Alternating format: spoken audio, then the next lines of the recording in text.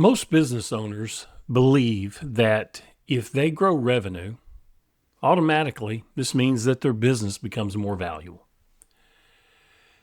There are other aspects that go into it. In reality, buyers want to pay for certainty. They want systems, they want reduced risk. That's why some of these businesses sell quickly, some never sell.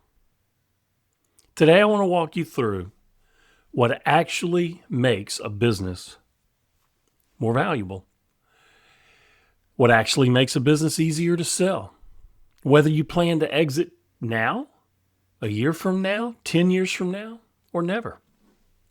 I want to be clear about something.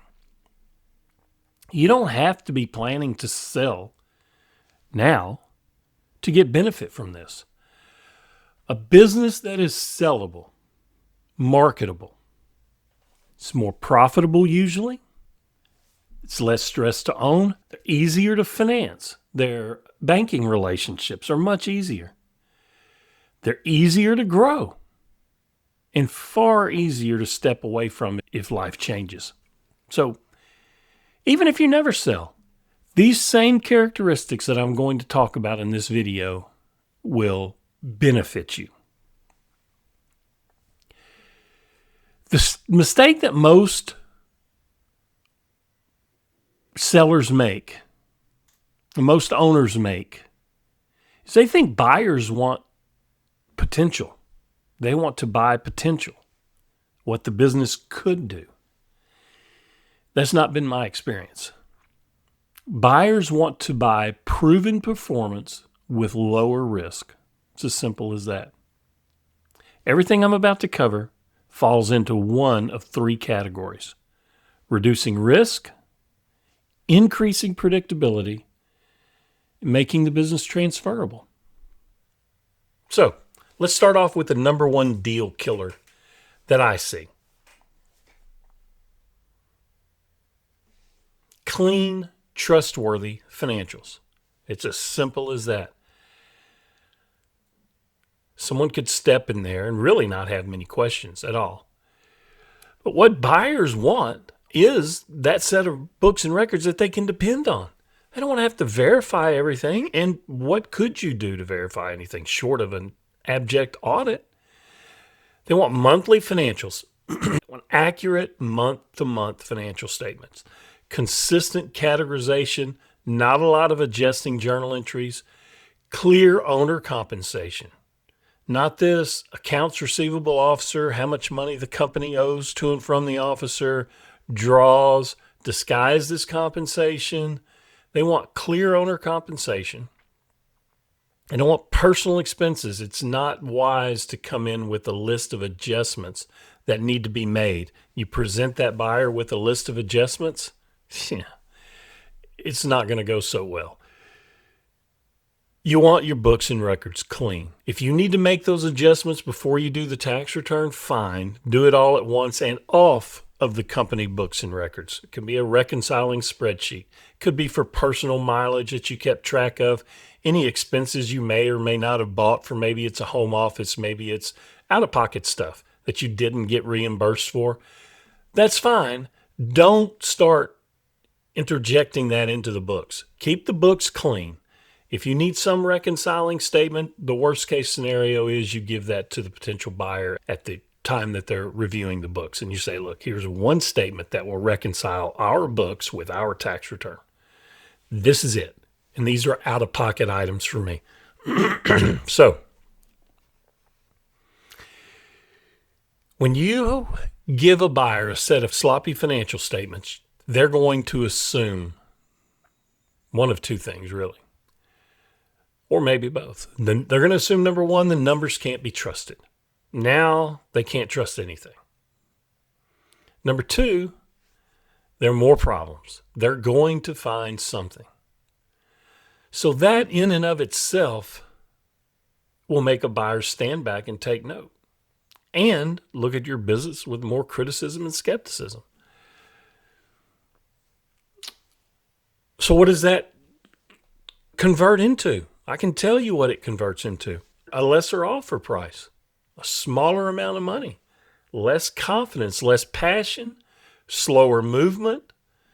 Time is of the essence when you're selling a business. You don't need anything to slow those wheels down. They turn slow enough. But when you start throwing sloppy financials at a potential buyer, you do exactly that. You turn the machine down. So messy books just don't lower value. They slow down the deal. They increase legal costs, accounting fees, renegotiations. So that's problem number one. Problem number two that I see: normalized owner involvement. This is one that's tough for you business owners to hear, I know. If the business can't operate without you, it's not a business. You're just an employee. That's a job. You're a key employee. Buyers don't want that. Buyers will specifically ask, who handles the sales? Who manages the relationships, albeit whatever they are? Vendor relationships, supplier relationships. Who makes decisions? And on what? What happens when the seller's gone? The more critical you are to daily operations, the less transferable that business becomes. Buyers don't want to replace you. They want to replace your capital. Reducing owner dependence is key. It doesn't mean you have to disappear, but it means the business can survive if you do disappear for a little while. You never know what life has to throw at you. This also ties into systems, which we'll talk about later, but you need to be positioning yourself so that business can run smoothly wherever you are. The third item I want to talk about is predictable cash flow. Predictable is the key word. Buyers hate surprises. Seasonal is not a big deal, but predictable is. They want recurring revenue, repeat customers, long-term relationships, contractual income when possible. One-time wins are good. One-time big sales are good, but predictable revenue is better. The revenue is going to maintain. It's coming. Anything you can do in your business to make that revenue predictable, recurring, locked down with contracts, and build those relationships. When a buyer comes in, they want to see that. We've been buying our product from this farm or from this supplier or from this whatever for the last 30 years. That's what they like to see. Then when you know your suppliers, you know the key players in your organization, and you can inject that into the transaction, into the contract, into the negotiations, man, you've just increased your value significantly.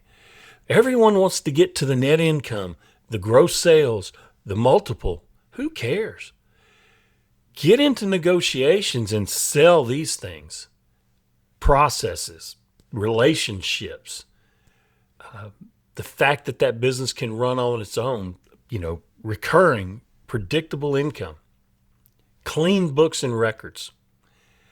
And that brings me into number 4, which is a clean entity and legal structure. I have another video on re-evaluating. Have you outgrown your LLC or your business entity, whatever it may be? But it's something that needs to be revisited. I see it with businesses that are on the market to sell, and the structure's not right. It's the wrong entity maybe for profitability. It's the wrong entity for transferability. Multiple businesses may be commingled. You may have businesses that own businesses, things of that nature. Then you get into, some of this goes back into the books and records, but you get into undocumented loans from owners or principals in the business. It's just sloppy. Treat things at an arm's length, as if every transaction, I don't care who you deal with, treat it as if you're dealing with a stranger. Buyers don't want to untangle years of structural mess. They want to know that the structure's right for the business and that is being handled properly. With that structure, you may sell your business as part of an asset sale rather than a transfer of ownership. You may buy the parts of the business rather than the entity itself. But why not be prepared for that?